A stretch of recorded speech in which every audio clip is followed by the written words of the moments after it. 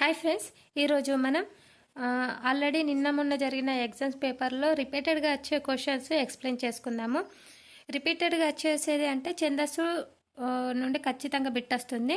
ఇక్కడ చూడండి, ఇక్కడ ఛందస్సు గురించి కేటగిరీ రిలేటెడ్ వరుస క్రమం అడిగాడు. అంతకుముందు దానినేమో ఉత్పలమాల యతిస్థానం అడిగాడు. నిన్న నేను రాసిన ఎగ్జామ్లోనైతే నన్ను ఏంటిది శార్దూల మసజేస తతగా వచ్చింది, నాకు ఆ బిట్ వచ్చింది. శార్దూల మత్స్యదేశ తాతగా ఇది నేను షిఫ్ట్ 1 4th జనవరి రోజు రాశాను. కాబట్టి ఛందస్సు నుండి ఖచ్చితంగా రిపీటెడ్ క్వశ్చన్ వస్తుంది. అర్థాలు 9th క్లాస్ 10th క్లాస్ నుండి రిపీటెడ్ క్వశ్చన్ వస్తుంది. నాకు పోషాకులు అనే అర్థం వచ్చింది, అంటే పెళ్లి బట్టలు. నిన్ననేమో ఏదో మీనింగ్ వచ్చింది నిన్న ఒకటి.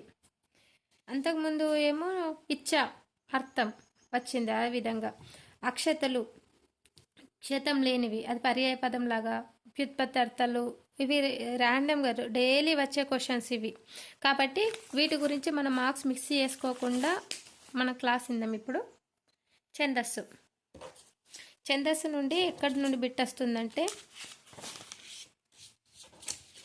ముందు మనం తెలుసుకోవాల్సింది గురువులను ఎలా గుర్తించాలి, లఘువులను ఏ విధంగా గుర్తించాలి. ఇది ఇంపార్టెంట్. ఎందుకంటే ఒక లైన్ పద్యం ఇస్తున్నాడు, అందులో పద్యం నుండి ఘన విభజన చేసి గణాలు తెలుసుకొని, ఆ గణాలు తెలుసుకున్నాక అది ఏ ఛందస్సు అనేది అడుగుతున్నాడు. కాబట్టి ఇవి చాలా ఇంపార్టెంట్. వేటిని గురువులకు గుర్తిస్తారనేది తెలుసుకుందాం. దీర్ఘాక్షరాలను గురువులుగా గుర్తించాలి, అంటే దీర్ఘం ఉన్న వాటిని గురువులుగా గుర్తించాలి. రా మ దీర్ఘం. అయ్యవులను గురువులుగా గుర్తించాలి. అయ్యవులు పద్యంలో ఎక్కడొచ్చినా అవి గురువులుగా గుర్తించాలి. ఐక్యత, ఔషధి, ఈ విధంగా. పూర్ణ స్వరంతో కూడిన అక్షరాన్ని గురువుగా గుర్తించాలి, అంటే సున్నా అందముంది, ఆ పక్కకు సున్నా ఉంది, దా పక్క సున్నా ఉంది, ఇవి రెండు గురువులు. ఆరు విధంగా ఇప్పుడు గుర్తించుగా దీర్ఘాక్షర గణాలను, అయ్యవులను, పూర్ణ స్వరంతో కూడిన అక్షరాలను గురువులుగా గుర్తించాలి. నెక్స్ట్ విసర్గతో కూడిన అక్షరాలు గురువులు. నెక్స్ట్ పొల్లు హల్లుతో కూడిన అక్షరాలు గురువులు. పొల్లు హల్లు అంటే ఇట్లా టన్, రన్, ఇవి గురువులు. ద్విత్వాక్షరానికి ముందున్న అక్షరాలు గురువులు. ఇప్పుడు మాకు మా వస్తుంది అంటే ద్విత్వాక్షరం, దీనికి ముందున్న అక్షరం గురువు అవుతుంది. గు. ఆ అనేది గురువు, మా అనేది లఘువు. ఇది మన పద్యంను విభజన చేసేటప్పుడు చాలా ఇంపార్టెంట్ పాయింట్స్ ఇవి. ఊది పలుకుతున్న సంయుక్తాక్షరానికి ముందున్న అక్షరాలు గురువులు, అంటే సంయుక్తాక్షరానికి ముందున్న అక్షరాలు గురువులు. ఇప్పుడు స్థా ఉంది, సాకు తావొస్తుంది, సంయుక్తాక్షరం ముందొస్తే పు అనేది గురువు అవుతుంది, సా అనేది లఘువు అవుతుంది. కమ్ము ఉంది కాబట్టి, సున్నా ఉంది కాబట్టి గురువు. ఆ విధంగా సంశ్లేష అక్షరానికి ముందున్న అక్షరాన్ని గురువు అంటారు. సంశ్లేష అక్షరానికి ముందున్న అక్షరము, సంయుక్త అక్షరానికి ముందున్న అక్షరము, ద్విత్వాక్షరానికి ముందున్న అక్షరాలు గురువులు, గుర్తుంచుకోవాలి. జోస్న, జో అనేది గురువు, తా అనేది లఘువు. ఆ విధంగా ఎన్ని ఇట్లా సంశ్లేష అక్షరం అంటే రెండు ఉంటాయి కదా ఒత్తులు, రెండున్నా కూడా అది లఘువు అవుతుంది ముందుకు వెళ్ళిపోతే. రూలు అక్షరాలు సంయుక్త అక్షరాలు కావు. అమృత, ఇవన్నీ లఘువులే, అంటే మాకు మా ఒత్తు లేదు, వేరే ఒత్తుంది. మళ్ళీ రూ వచ్చింది కదా, ఆ విధంగా. పితృణ ముందుకు వెళ్ళదు, ఇక్కడనే ఉంటుంది కాబట్టి ఇది గురువు, లఘువు. ద్విత్వాక్షరములు సంయుక్తాక్షరములు దీర్ఘం లేని ఎడల లఘువుగా పరిగణించాలి. ద్విత్వాక్షరమైన సంయుక్తాక్షరమైన దీర్ఘం లేదనుకోండి, అది లఘువుగానే పరిగణించాలి. ఇక్కడ ద్విత్వాక్షరమే కానీ సంయుక్తాక్షరం కానీ ఇక్కడ దీర్ఘం లేదు కాబట్టి ఇది లఘువు, ఇక్కడ దీర్ఘం ఉంది కాబట్టి గురువు. నోట్. ఇప్పుడు మన పద్యంలోకి వెళ్తే ఉత్పలమాల అంటే ఉత్పలం అంటే కలువ పుష్పము, పూల అంటే మాల అంటే దండ. ఇక్కడ నుండి బిట్ రావచ్చు, ఒకసారి జాగ్రత్తగా చూడండి. ఉత్పలమాల అంటే కలువ పుష్పముల మాల. ఈ పద్యం 4 పాదాలు ఉండును, ప్రతి పాదం యందు భరణ బబ రవాణి గణాలు ఉండును. యతిస్థానం 1, 10, ప్రాసనియమం ఉండును. ప్రతి పద్యంలో అక్షరముల సంఖ్య 20. గుర్తుంచుకోండి, 4 పాదాలు ఉంటే యతిస్థానం 1, 10, అక్షరాల సంఖ్య 20. ఇక్కడేంటి ఉత్పలమాల అంటే కలువ పుష్పముల మాల అంటే. ఇక్కడ ఇంకోటి ఇంపార్టెంట్, అంటే కొంచెం టఫ్గా ఇస్తే ఇది అడుగుతాడు. ఉత్పలమాల పద్యం యందు గురువుల సంఖ్య 32, లఘువుల సంఖ్య 48. అంటే ఇక్కడ ఉత్పలమాల 4 పాదాలు ఉంటాయి కదా, అందులో మొత్తం గురువులు ఎన్ని అంటే 32, లఘువుల సంఖ్య 48, మొత్తం మాత్రకాల 112. అంటే గురువు అంటే 2గా విభజిస్తాం, 2 అంటాం కదా, లఘువు అంటే 1 అంటాం కదా. 32 × 2 64, 48 ఇంటూ లఘువు 1 48, 64, 48, 112 అన్నట్టు, మొత్తం మాత్రకాల 112. ఆ విధంగా చెంపకమాల. చెంపకమాల అంటే అర్థము సంపెంగ పూలమాల. చంపకం అంటే సంపెంగ పుష్పం. ఈ పద్యం యందు 4 పాదాలుండును. ప్రతి పదంలో అక్షరాల సంఖ్య 21. ప్రతి పద్యంలో నజబజ జజర అనే గణాలు ఉంటాయి. యతిస్థానం 1, 11.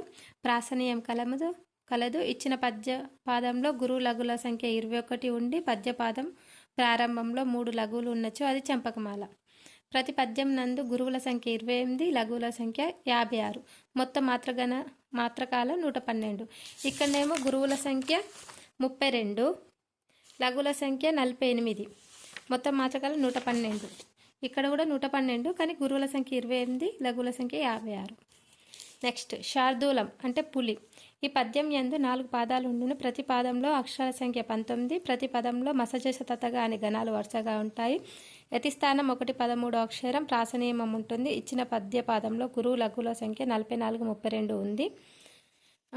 నెక్స్ట్ ప్రతి పద్యంలో 19 అక్షరాలు ఉంటే పద్యపాదం ప్రారంభంలో 3 గురువులు ఉండొచ్చు, అది శార్దూలం.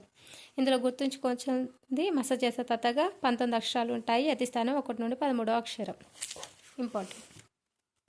మత్తేబం. ఇప్పుడు ఫర్దర్ ఎగ్జామ్లో మత్తేబం ఇవ్వచ్చు, ఎందుకంటే శార్దూలం ఇచ్చారు, చెంపకమాల ఇచ్చారు, ఉత్పలమాల కూడా ఇచ్చారు. మత్తేబం అంటే ఏనుగు. ఈ పద్యం యందు 4 పాదాలు ఉంటాయి. ప్రతి పాదంలో అక్షరం సంఖ్య 20. ప్రతి పాదంలో మసజస తతగా అనే గణాలు ఉంటాయి. కాదు సబరణమయవ అనే గణాలు ఉంటాయి. మసజస తతగా శార్దూలం, సబరణమయవ మత్తేబం.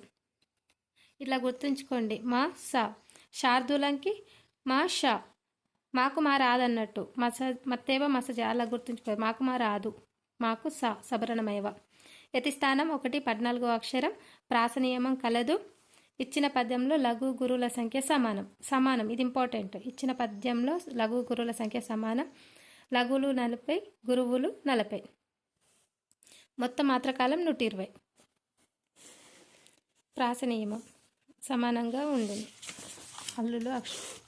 నెక్స్ట్ జాతి పద్యాలు. కంద పద్యం కొంచెం టఫ్గా ఇవ్వాలంటే ఈ కందం ఇస్తాడు, లేకపోతే సీస పద్యమో ఆ విధంగా ఇస్తాడు. చూద్దాం. కంద పద్యం. కందం అనగా పశుజాతి మూపురం అని అర్థం. ఇది ఇంపార్టెంట్. ప్రతి పద్యం ఇప్పుడు చంపకమాల, సంపెంగ పూలమాల, శార్దూలం, పులి, మత్తేబం అంటే ఏనుగు, ఇలా చాలా ఇంపార్టెంట్. కందం అనగా పశుజాతి మూపురం. కంద పద్యమును ఆర్య అని పిలిచేవారు. కంద పద్యానికి ఆధారమైన ప్రాకృతి భాష ఛందస్సు గాథ. గాథ యందు 54, 64 మాత్రాలుండును. కంద పద్యం నందు 4 పాదాలుండును. 1, 3 పాదాలలో 3 గణములు, 2, 4 పాదాలలో 5 గణాలు ఉంటాయి. కంద పద్యంలో 1, 3 పాదాలలో 3 గణాలు, 2, 4 పాదాలలో 5 గణాలు ఉండును. ఈ పద్యం యందు నల, గగ, బజస అను గణాలు ఉపయోగిస్తారు. 5 గణాలు నల, గగ, బజస. బేసిగణం జగనం కారాదు. వేసిగణం అంటే 1, 3, 5 గణాలు, జగనం కారాదు అన్నట్టు. 2, 14 గణములు నల్ల జగనం కానీ అయి ఉండవలను. ఇదంతా ఏం అవసరం లేదు. ప్రాసనియమం కలదు. కందం యందు చతుర్మాత్ర గణాలు ఉపయోగిస్తారు. కందంలో మొత్తం 16 గణాలు, మొత్తం మాత్రకాలంలో 64 ఉంటాయి. నోట్ ఏంటంటే 1, 3 పాదాలు చిన్నగా ఉండి 2, 4 పాదాలు పెద్దగా ఉండి 2, 4 పాదాలలో అక్షరం చివరి గురువైనచో అది కంద పద్యం. ఈ విధంగా గుర్తించాలి. 2, 4 పాదాల్లో లాస్ట్ అక్షరం గురువైనందనుకో అది కంద పద్యం.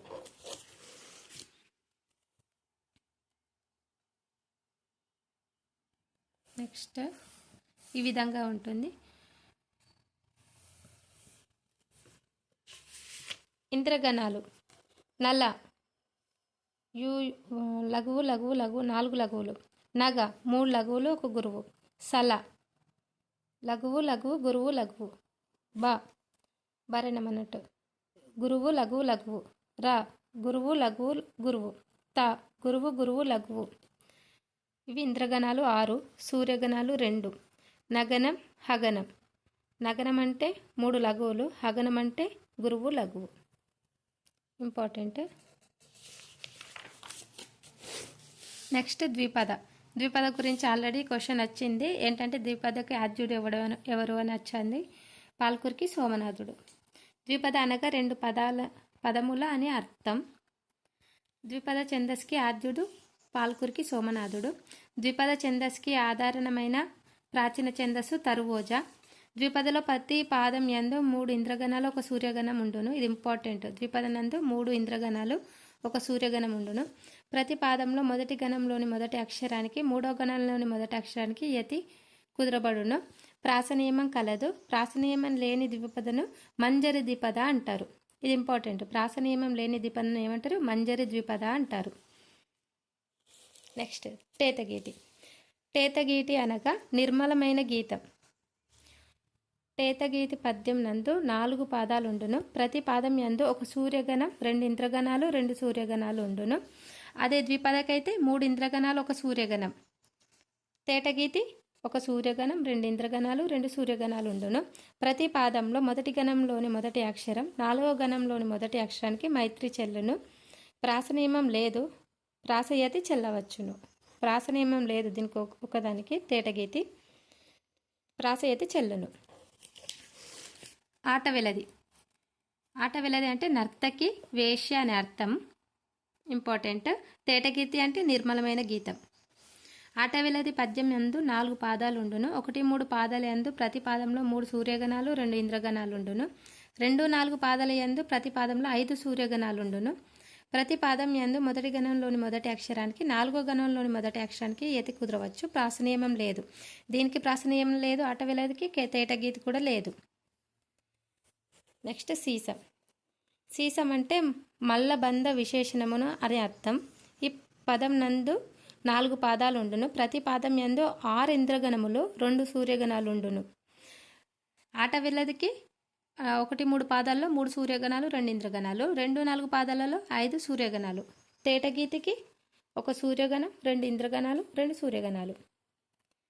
సీసంకి 6 ఇంద్రగణాలు 2 సూర్యగణాలు ఉంటును. ప్రతి పాదం యందు 1, 3, 5, 7 గణాలలో మొదటి అక్షరములకు యతి మైత్రి చెల్లవచ్చును. ప్రాసనియమం లేదు. ప్రాసయతి చెల్లును. ఒక పాదంను 2 భాగాలుగా చేయగా మొదటి భాగం నందు 4 ఇంద్రగణాలు, రెండో భాగం నందు 2 సూర్యగణాలు 2 ఇంద్రగణాలు ఉండును. అంతే అండి. విభక్తి ప్రత్యయాల నుండి క్వశ్చన్స్ ఏం రావడం లేదు. నెక్స్ట్ సమాసాల నుండి క్వశ్చన్ వస్తుంది, చూసుకుందాము. ఇక్కడ మాకు ఏదొచ్చిందంటే నాకు తత్పురుష సమాసం వచ్చింది. ఇందులో అధర్మం, అసత్యం, అహింస అనిచ్చి అన్యోన్యం అని ఇచ్చారు. ఆన్సర్ ఈస్ అన్యోన్యం అవుతుంది. ఎందుకంటే అధర్మం అంటే ధర్మం కానిది, అసత్యం సత్యం కానిది, అహింస హింస కానిది, అనేకం ఏకం కానిది, అక్రమం క్రమం కానిది, అనుచితం ఉచితం కానిది, అనూహ్యం ఊహ్యం కానిది, అన్యోన్యం ఇచ్చారు. అన్యోన్యం ఈస్ ఆన్సర్. ఈ విధంగా ఇచ్చారు. ఇక్కడ ఇంపార్టెంట్ నలువ అంటే 4 వావిలు కలవాడు బ్రహ్మ. ఇది ఇంపార్టెంట్. వెరీ నలువ అంటే అర్థం కాదు. 4 వావిలు కలవాడు బ్రహ్మ. నెక్స్ట్ వేగంటి 1000 కనులు కనవాడు. వేగంటి 1000 కనులు కనవాడు.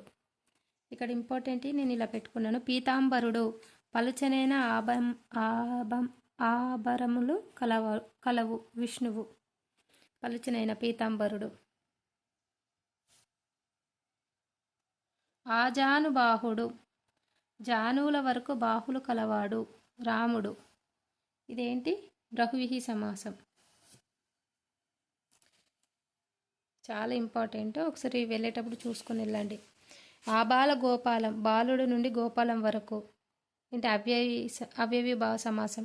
ప్రత్యక్షం ప్రతివారం, ఆపాద మస్తకం, ఆమూలాగ్రం, ఆసేతు సీతాచలం, సకుటుంబం సపరివారం, ఉపవనం ఉపవంశం, యథాశక్తి.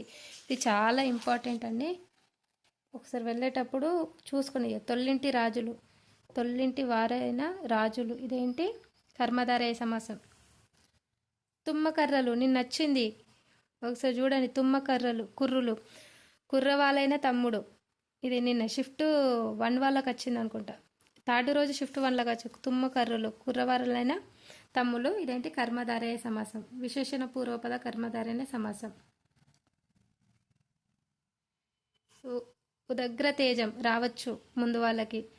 ఉదగ్రమైన తేజం. తొల్లింటి రాజులు తొల్లింటి వారైన రాజులు. విశేష ఉత్తరపద కర్మధారయ సమాసము తుమ్ముకర్రలు. కర్రవాలైన తమ్ముళ్ళు, కర్రవాలైన తమ్ముళ్ళు, తుమ్ము కర్రలు అంటే. కపోత వృద్ధం, వృద్ధమైన కపోతం. విశేషణ ఉత్తరపద కర్మధార సమాసం. కార్మిక వృద్ధుడు, వృద్ధుడైన కార్మికుడు.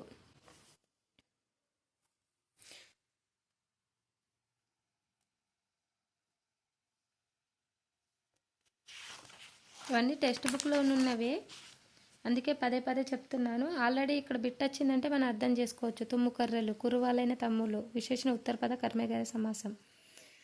చిగురు కేలు, చిగురు వంటి కేలు, ఉపమాన పూర్వపద కర్మధారయ సమాసం. ఇట్లా కొంచెం మేఘఛాయ, డిఫరెంట్గా ఉన్నాయి అడుగుతారు. మేఘం వంటి ఛాయ. మీకు ఇటువంటి బిట్స్ ఇంకా ఎక్స్ప్లెయిన్ చేయాలనుకుంటే కామెంట్ చేయండి. ఇక్కడ మైతేవ, తీగ వంటి శరీరం. ఇది మనం గుర్తించేస్తుందా? తీగ వంటి శరీరం మైతేవ అంటే. ఉపమాన ఉత్తరపద కర్మధారయ సమాసం. సపరేట్ వీడియో చేస్తా, ఇది ఎవరికైనా కావాలంటే చెప్పండి.